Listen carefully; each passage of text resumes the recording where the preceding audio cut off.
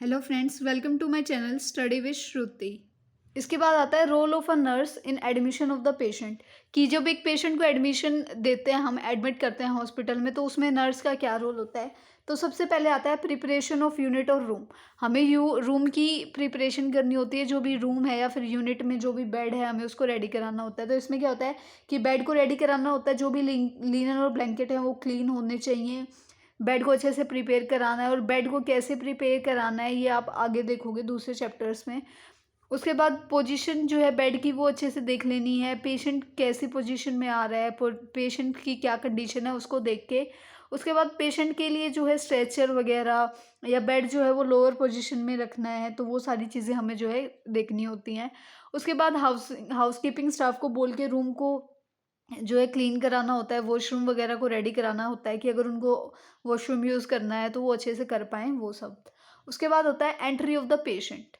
Patient की entry जो है, जब भी हमें कोई पेशेंट रिसीव करते हैं तो पेशेंट के रिगार्डिंग इन्फॉर्मेशन जो है हमें एडमिशन रजिस्टर में, और जो आजकल कंप्यूटर सिस्टम हो गया, पहले नहीं होते थे, तो कंप्यूटर सिस्टम में हमें जो है अपडेट करना होता है उनका आइडेंटिफिकेशन डाटा, उनके एडमिशन डेट, उनका डायग्नोसिस क्या है और क्या मेडिकल रिकॉर्ड नंबर है, वो सब हमें उसमें डालना होता है।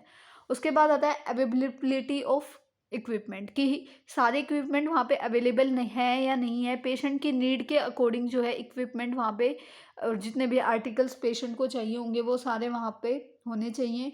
उसके बाद जितने भी नेसेसरी आर्टिकल्स होते हैं और उनकी सप्लाईज जो है वो हमें असेंबल करनी होती है कि हाँ, सारे नेसेसरी आर्टिकल्स भी प्रेजेंट है और उनकी सप्लाई भी प्रॉपर है। जैसे कि हॉस्पिटल गाउन, जो बेड बाथ आर्टिकल्स होते हैं वो सब। उसके बाद जितने भी स्पेशल इक्विपमेंट्स हैं, जैसे कि ऑक्सीजन सिलेंडर, कार्डियक मॉनिटर, उन सब की सप्लाई वगैरह भी हमें जो है देखनी होती है। और उसके बाद हमने देखना होता है कि ये जितने भी इक्विपमेंट्स हैं ये सारे प्रॉपरली फंक्शन कर रहे हैं या नहीं, मतलब किसी में कोई एरर तो नहीं है, कोई ख़राब तो नहीं हो रखा, वो सब हमें देखना होता है। अब उसके बाद आता है orientation of the patient. Patient की जो है सराउंडिंग इन्वायरमेंट है उसके हमें बताना होता है। जो कॉल बेल होती है, मतलब जो बेल्स लगाई होती हैं जिसकी वजह से पेशेंट बुला सकता है अगर उसको नीड होती है तो किसी भी हेल्थ केयर टीम की, तो उसके बारे में पेशेंट को बताना होता है। उसके बाद हमें अपने एफर्ट्स लगाने होते हैं कि पेशेंट जो है फ्रेंडली हो जाए और हमें उसकी प्रॉब्लम्स जो है पता चलें। उसके बाद पेशेंट को और उसके रिलेटिव्स को हमें हॉस्पिटल की पॉलिसीज़, हॉस्पिटल के प्रोटोकॉल्स, यानी कि हॉस्पिटल के जो भी रूल्स रेगुलेशंस होते हैं वो सब बता देने हैं। क्या क्या विजिटर फैसिलिटीज़ है, रिलेटिव कहाँ पे रह सकते हैं, अगर अलग से कोई रूम होता है ना जैसे कि, तो वो हम बता सकते हैं। उसके बाद जितने भी एग्जिट प्लान्स हैं या सेफ्टी, जैसे फायर सेफ्टी मेजर्स होते हैं, वो सारे हमें पेशेंट को बताना होता है। उन सब के बारे में पेशेंट को बताना होता है। उसके बाद इन पेशेंट के अटेंडिंग फिजिशियन जो है उनके बारे में बताना होता है, और हेल्थ केयर टीम मेंबर्स जो उनकी केयर में इन्वॉल्व होंगे उन सब के बारे में इंफॉर्मेशन, मतलब थोड़ा बताना होता है पेशेंट को कि ये जो है मेंबर आपकी हेल्प करेंगे, आपके ट्रीटमेंट में ये इन्वॉल्व हैं, और ये फिजिशियन जो है ये आपके जो है ट्रीटमेंट करेंगे। उसके बाद आता है meeting needs of the patient.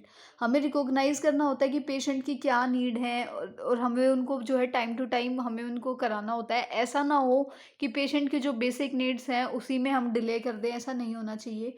उसके बाद पेशेंट नर्स को जो है पेशेंट के लाइक्स और डिसलाइक्स का पता होना चाहिए। उसी के बाद जो है वो पेशेंट को अच्छे से माइंड में रख के एक प्लान बनाती है उसकी केयर के लिए। उसके बाद आता है care of patient valuable and clothes.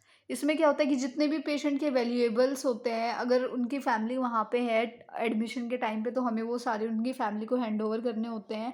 नहीं है तो हम उनको संभाल के रखते हैं। जब पेशेंट हॉस्पिटल से डिस्चार्ज होता है तब हम वो उनको दे देते हैं। उसके बाद जो भी एड है जो नेसेसरी होती हैं, जैसे कि हेयरिंग एड्स होते हैं, आई ग्लासेस होते हैं, या ऐसी जो भी रिक्वायरमेंट होती है पेशेंट को, तो वो हमें फैमिली को इन्फॉर्म कर देती है, मतलब हमें चेक करनी होती है, और फैमिली मेम्बर्स को या फिर पेशेंट को इन्फॉर्म कर देना होता है। उसके बाद आता है ट्रीटमेंट। ट्रीटमेंट में क्या होता है कि जो भी मेडिकेशंस हैं, जो भी रिकॉर्ड होता है, तो जैसे कि हम एक रिकॉर्ड मेंटेन करते हैं ना, तो वहाँ पे हमें सारा रिकॉर्ड रखना होता है पेशेंट की मेडिसिन्स का, उनके मेडिकेशन रिकॉर्ड के अंदर।